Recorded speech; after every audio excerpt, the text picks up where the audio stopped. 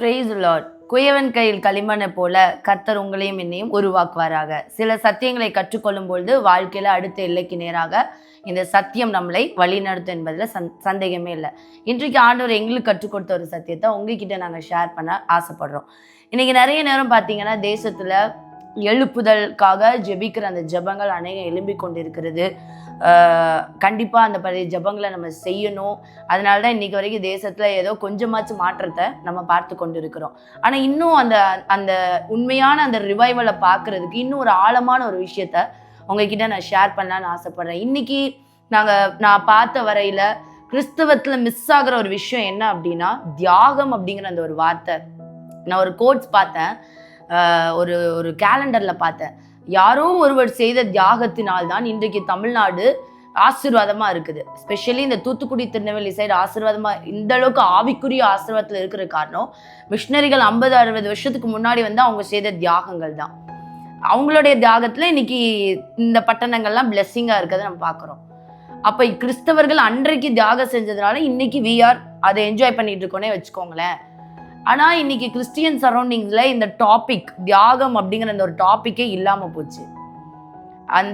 அது இல்லாததுனால தான் நம்ம வாழ்க்கையில் நம்ம தேசத்தில் சபைகளுக்குள்ள பெரிய மாற்றங்களை பார்க்க முடியல. இன்னைக்கு அந்த ப்ரேயர் மீட்டிங் நாங்கள் நடத்தும் போது ஆண்டவர் எங்களுக்கு இதை கற்றுக் கொடுத்தார். ரொம்ப பாரத்தோடு இந்த விஷயத்த ஆண்டவர் எங்களோடு ஷேர் பண்ணார். எனக்கு ஆசை தான் எழுப்புதலை கொண்டு வரணும், ஒரு பெரிய தாக்கத்தை என் ஜனங்களை கொண்டு. எழுப்புதல் எப்படி வரும்? தேவ பிள்ளைகளை கொண்டு தான் தேசத்துக்குள்ள எழுப்புதல் வரும். ஆனா என்னால எழுப்புதலை ஏன் கொண்டு வர முடியல அப்படின்னா தியாகம் செய்கிற மனப்பான்மை கிறிஸ்தவர்கள் அண்டையில என்ன செய்யல இல்லை அப்படின்னு சொல்லி ஒரு கோட்ஸ் மாதிரி ஆண்டவர் கொடுத்தாரு. என்ன கொடுத்தாருன்னா, தியாகம் செய்ய மனதில்லாத நிலைமையில் கிறிஸ்தவர்கள் இருக்கும் வரை தேசத்தில் எழுப்புதலை பார்க்க முடியாது. திருப்ப சொல்ற, தியாகம் செய்ய மனதில்லாத நிலைமையில் கிறிஸ்தவர்கள் இருக்கும் வரை தேசத்தில் எழுப்புதலை பார்க்க முடியாது. இன்னைக்கு நான் பார்க்குறோம் எதுக்குமே தியாகம் பண்ண மனசு இல்லை. ஏன்னா இன்னைக்கு எல்லாமே சர்ச்சஸ்லாம் ஏசி சர்ச்சஸ் ஆயிடுச்சு, சேர்ல தான் நம்ம உட்காடுறோம். நிறைய பேரோட மைண்ட் செட் எப்படின்னா, கிறிஸ்டியன் அப்படின்னா சண்டே சர்ச்சுக்கு வரணும், சாரி அப்படி நீட்டாக கட்டிட்டு வரணும், இல்லை ட்ரெஸ் நல்லா நீட்டாக போட்டுட்டு வரணும், அப்படி பவுடர் கலையாமல் ஆராதனை பண்ணணும், வீட்டுக்கு போகணும். This is not a Christian life. ஆண்டவர் எதிர்பார்க்கிற ஒரு கிறிஸ்தவ வாழ்க்கை இது கிடையாது. இப்படி உள்ள சபைகளை வச்சு கர்த்தரால எதுவுமே செய்ய முடியாது. இன்னைக்கு திருச்சபைகள் மங்கி கொண்டிருப்பதற்கும் தேவன் அந்த திருச்சபையும் விசுவாசியும் பயன்படுத்த முடியாம ஊழியர்களை பயன்படுத்த முடியாம தவித்து கொண்டு இருக்கிறார். அந்த பாரத்தை நம்ம உணர்ந்தோம் நாங்க ஜெபிக்கும் பொழுது. இன்னைக்கு ஏன் ஆண்டவர் தவிச்சிட்டு இருக்காரு? ஆனா நம்ம சொல்லணும் ஆண்டவர் ஜெபத்தை கேட்க மாட்டேங்கிறாரு, அவர் எழுப்புதலை அனுப்ப மாட்டேங்கிறார் நம்ம சொல்றோம். அப்ப எழுப்புதலை ஏன் அவர் அனுப்ப முடியல அப்படின்னா நம்ம கிட்ட தியாகம் இல்லை. நான் எதையுமே அப்படி நின்ன இடத்துலயே நான் வர்ஷிப் பண்ணிட்டு அப்படி போயிடுவேன், நான் உட்காந்துட்டு அப்படி செய்தி கேட்டுட்டு அப்படியே வீட்டுக்கு போயிடுவேன் அப்படின்னா எப்படி எழுப்புதல் வரும்? ஒரு தனி மனிதனுக்குள்ள ஒரு தியாகம் செய்யற மனப்பான்மை என்னைக்கு வருதோ அவனை கொண்டுதான் கர்த்தர் அந்த ஏரியால எழுப்புதலை கொண்டு வருவார். ஒரு தனி மனித ஊழியக்காரனுக்குள்ள விசுவாசிக்குள்ள வாலிபனுக்குள்ள என்னைக்கு அந்த தியாகம் செய்கிற குணம் என்னைக்கு வருதோ அன்னைக்குதான் உங்களை கொண்டு நீங்க படிக்கிற ஸ்கூல்ல காலேஜ்ல எழுப்புதலை கொண்டு வருவார். நீங்க வெறும் ஜெபிக்கிறதுனால மாத்திரம் எழுப்புதலை கொண்டு வர முடியாது. அது ஒரு பார்ட். அது நீங்க ப்ரிப்பரேஷன் பீரியட். அந்த ஒரே எங்க தேசத்துல நான் படிக்கிறது எழுப்புதலை தாங்க நம்ம ஜெபிக்கிறோம். அதுக்கடுத்து what is the next step? You need to sacrifice your self. என்ன சாக்ரிஃபைஸ் பண்ணணும்? அவங்களுக்கு நான் சில பேரை நான் பார்க்குறேன், இந்த இடத்துல தேவையுள்ள இடங்கள் இருக்கு. ஃபார் எக்ஸாம்பிள் இப்போ தூத்துக்குடி திருநெல்வேலிலாம் பார்த்தீங்கன்னா நிறைய ஊழியங்கள் இருக்கு. அப்போ நான் ரிசர்ச் பண்ண விதத்தில் பார்த்தா நிறைய பேர் இந்த ஏரியா விட்டு ஏன் நகலாமல் இங்கேயும் ஊழியம் பண்ணுறாங்கன்னா, ஈவன் வாலிபர்களாக இருக்கலாம், இல்லை ஆண்டவர் அழைத்த சில நபர்கள் கூட அந்த இந்த டவுன் சைடு தான் நிறைய மினிஸ்ட்ரிஸ் பண்ணுறாங்களே தவிர இந்த மதுரைக்கு மேலே போயிட்டாலே மினிஸ்ட்ரிஸ் கம்மி தான். ஆனால் ஏன் ஆண்டவர் அழைச்ச இடத்துல அவங்களால இருக்க முடியல? ஏன் ஒரு தேவையுள்ள இடத்த பார்க்கும்பொழுது ஏன் போக முடியல அப்படின்னா சொல்கிறாங்க, எனக்கு போகணும்னு ஆசை, ஆனால் சொந்த வீடு இங்கெல்லாம் இருக்கு. எனக்கு போகணும்னு ஆசை, ஆனால் சொந்தக்காரங்கெல்லாம் இங்கெல்லாம் இருக்காங்க. வாலிபர்கள் கேட்டால் அவங்க சொல்லுங்க, எனக்கு போகணும்னு ஆசை, எனக்கு குடும்பம்லாம் இங்கே தானே இருக்கு, குடும்பத்தை விட்டு எப்படி பிரிஞ்சு போக? இங்கேயே ஏதாவது ஊழியம் தான் சொல்லுங்க. தியாகம் செய்கிற மனசு இல்லாத வரைக்கும் உன்னை கொண்டோ உங்களை கொண்டோ ஆண்டவர் பெரிய கருத்தை செய்ய முடியாது. தேசத்துல நீங்க ஏமாத்திட்டே இருக்கலாம், கடைசி வரைக்கும் நீங்க உங்களை ஏமாத்தி கொண்டே இருக்கலாம். இன்னைக்கு நம்ம எல்லாம், நான் ஓப்பனா சொல்றேன், ஆண்டவரை நம்ம எல்லாம் ஏமாத்துறோம். I am including myself also.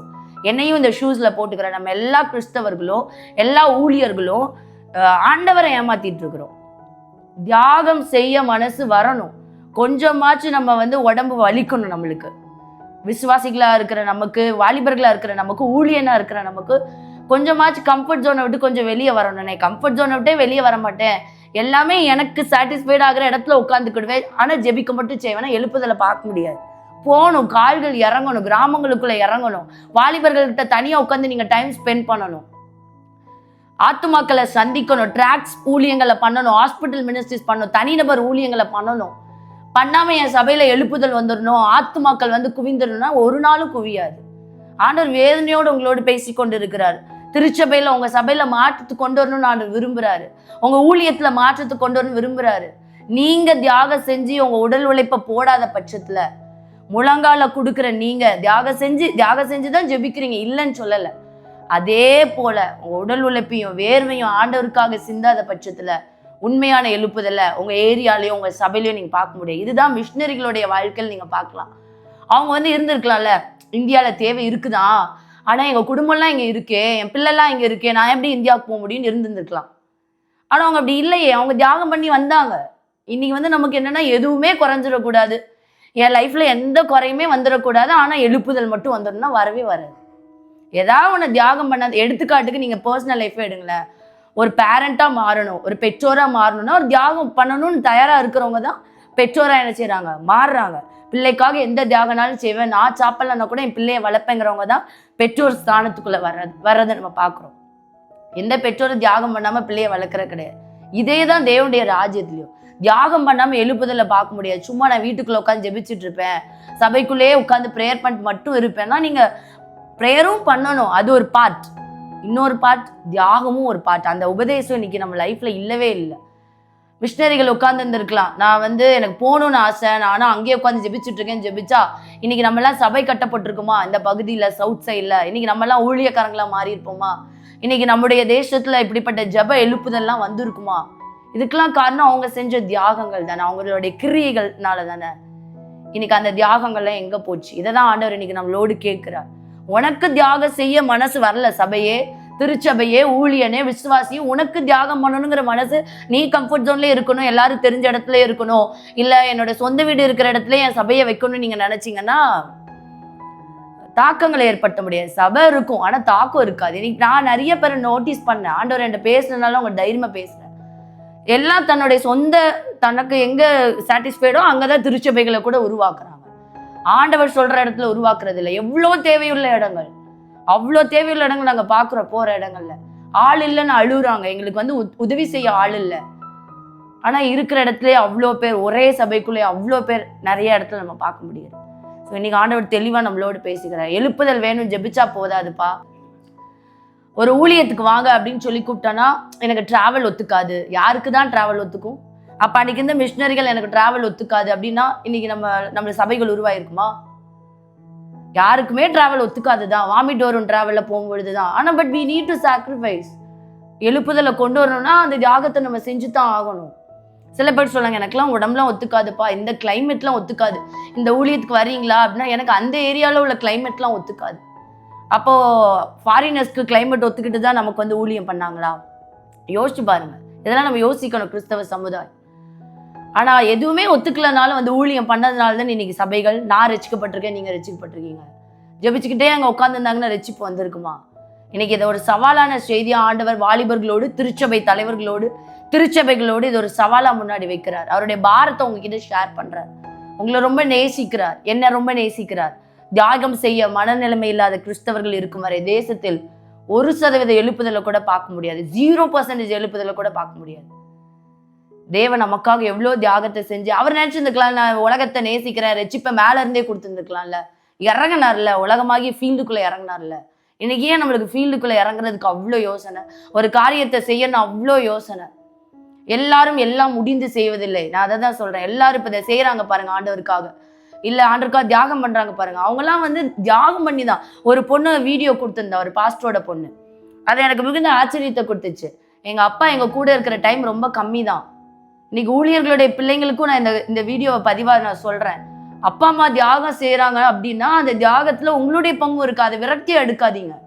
அந்த பொண்ணு ரொம்ப அழகா சொன்னா, அதை நான் விரக்தியா எடுக்கல, அவங்க மற்றவங்களுக்கு ஆசீர்வாதமா மாறுறாங்க, அதோட பிரதிபலனை எங்க லைஃப்ல நாங்க இப்ப பார்க்கணும். அந்த பொண்ணு சந்தோஷமா ஷேர் பண்ணிச்சு, ஒரு பாஸ்டரோட பொண்ணு. ஆனா இன்னைக்கு எத்தனை ஊழியர்களுடைய பிள்ளைங்க நம்ம நிறைய நேரம் விரக்திக்குள்ள போயிடுறோம். ஆனா அந்த பொண்ணு சொன்ன ஒரு விஷயம், நாங்க எங்க டாடி எங்க கூட நிறைய நேரம் இருக்க மாட்டாங்க தான், ஆனா எங்க கூட குவாலிட்டி டைம், நாங்க ஃபேமிலியா கூடுற ஏதாச்சும் ஒரு நாள் கூடுற அன்னைக்கு நல்ல டைம் ஸ்பெண்ட் பண்ணுவோம் அப்படின்னு சொல்லி சொன்னாங்க. ஸோ அந்த மாதிரி பேலன்ஸ் பண்ணிக்கிற வேண்டியதான். யோசிச்சு பாருங்க, ஃபாரின் போறவங்க தியாகம் பண்ணி தான் போறாங்க குடும்பத்துக்காக. அன்னைக்கு அந்த குடும்பம்லாம் தியாகத்தை ஒத்துக்கிறாங்கல்ல. ஆனா இன்னைக்கு ஊழியன் வரும்போது மட்டும் குடும்பத்தின் நபர்கள் நம்ம கணவன் செய்கிற தியாகத்தையோ, மனைவி செய்கிற தியாகத்தையோ, பிள்ளைகள் செய்கிற தியாகத்தையோ ஒத்துக்கிறது கிடையாது. ஃபாரின் போறதுக்கு போட்டோம், அந்த தியாகத்தை ஒத்துப்பாங்க, அதுக்கு அட்ஜஸ்ட்மெண்ட்ஸ் பண்ணுவாங்க. ஆனா இன்னைக்கு ஊழியத்துக்கு ஒரு அட்ஜஸ்ட்மெண்ட் பண்ணணும் குடும்பத்தின் நபர்கள்லாம் அதை ஒத்துக்க மாட்டாங்க. ஆனா அந்த பொண்ணு ரொம்ப அழகா சொன்னான், எங்க அப்பா எங்க கூடவே இருக்க மாட்டாங்க, ஆனா நாங்க கூடி சேர்ற நேரம் சந்தோஷமா இருப்போம், ஒன்னா வர நேரம் நாங்க வந்து குவாலிட்டி டைம் ஸ்பெண்ட் பண்ணுவோம். அந்த தியாகத்துக்கு வந்து இன்னைக்கு எங்களை ஏசப்பா ஆசிரிச்சிருக்க விதம், பிள்ளைங்களாக எங்களை கத்தர் பயன்படுத்துற விதம் ஆச்சரியம் சொல்லும்போது அது ஒரு சக்சஸான பிள்ளை வளர்ப்பா நான் அந்த இடத்துல பார்த்தேன். ஊழியர்களுடைய பிள்ளைங்க நீங்க விரக்தி ஆகாதீங்க. நீங்க அந்த நேரத்துல ஆண்டவரை பிடிச்சுக்கோங்க. அவங்க அம்மா அப்பா தேவனுக்காக தானே தியாகம் பண்றாங்க. நான் எங்க வீட்லயும் அதே சிச்சுவேஷன் இருந்திருக்கு. ஆனா ஒரு நாள் நாங்க அது விரக்தியா நினைச்சது கிடையாது. அந்த தனிமை நேரத்தை நாங்க ஆண்டவரை ஸ்பெண்ட் பண்ணோம். இன்னைக்கு நான் சொல்ற உண்மை அதுதான். அன்னைக்கு அவங்க எங்களை விட்டுட்டு ஊழியத்துக்கு போனாங்க. ஆனா அந்த நேரத்தை நாங்க ஆண்டவரை ஸ்பெண்ட் பண்ணோம். அந்த தியாகத்துக்கு ஈடாக தேவன் எங்களை இன்னைக்கு அவ்வளவு ஆசீர்வாதமா வச்சிருக்கிறார். அதனால தயவு செய்து ஊழியம் செய்கிற குடும்பத்துல உள்ளவங்க, உங்க வீட்டுல யாராவது ஊழியம் பண்ணாங்கன்னா அவங்க செய்கிற தியாகத்தை அப்ரிஷியேட் பண்ணுங்க. ஒரு கணவன் வெளிநாட்டுக்கு போகும்போது அவ்வளோ அப்ரிஷியேட் பண்றவங்க, ஊழியத்துக்கு போகும்போது மட்டும் ஏன் நமக்கு அப்ரிஷியேட் பண்ண தோணும்? அவங்க ஆண்டவருக்காக தானே போறாங்க. தேவன் இதெல்லாம் தேவனுடைய பாரம், அவருடைய குமுறலை தான் எனக்கு உங்களோட ஷேர் பண்றேன். ஸோ அவருக்காக தியாகம் பண்றவங்கள ஒரு நாள் சும்மா விட்டுற மாட்டாரு. அதோட பிரதிபலனை வேற ஏதோ ஒரு விதத்துல நமக்கு தந்துருவார். ஆனா அந்த தியாகங்கள் தான் தேசத்தில் மாற்றத்தையும் எழுப்புதலையும் கொண்டு வரும். நம்ம இன்னைக்கு பேசுறோம் ஜீசஸ் ரெடீம்ஸ் மினிஸ்ட்ரீஸை பத்தி, தேச லெவல்ல உயர்ந்திருக்குன்னா அவருடைய முழங்கால், அவருடைய கண்ணீர், அவர் தெருவா போய் பிரசங்கம் பண்ணது, மோகன் சிங்கங்களுடைய அந்த தியாகம் தான் அந்த ஊழியத்தை இந்த அளவுக்கு கொண்டு வந்திருக்கு. இன்னைக்கு எல்லாருக்கும் மோகன் சிங்கலா மாறினும் ஆசை, ஆனா அவருடைய தியாகத்தை செய்ய ஆசையா? அவர் தியாகத்தை செய்ய நீங்க தயாரா இருக்கீங்களா? அவர் எத்தனை தெருக்கள் அலைஞ்சார், தெருவா போய் பிரசங்கம் பண்ணாரு. அப்படி தெருவா போய் இயேசுவை சொல்றதுக்கு உங்களால முடியுமா? இரவெல்லாம் தியாகம் பண்ணாரு. அப்படி இரவெல்லாம் தியாகம் பண்ணி ஜெபிக்க முடியும்னா உங்களையும் கர்த்தர் மோகன் சிங்கலை போல பயன்படுத்துவார்.